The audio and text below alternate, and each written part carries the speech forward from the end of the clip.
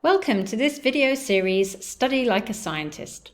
Let's learn how to use research-based strategies to build long-term memory and recall knowledge efficiently and effectively. In this video, we will learn about self-quizzing.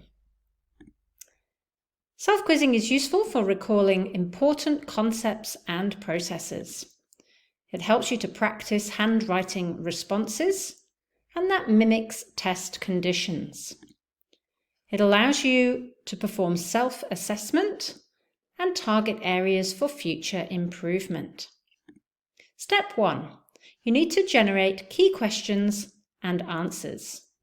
Your source for these questions could be from KUDOs, which are your know, understand, and do statements. It could be from using your learning intentions, or you could use inquiry questions. You could also use success criteria and reframe them as questions and answers. Step 2, you need to cover the answers.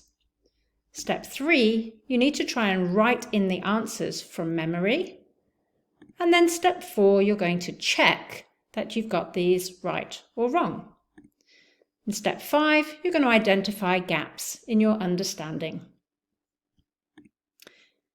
You could also try using different verb types when you are self-quizzing.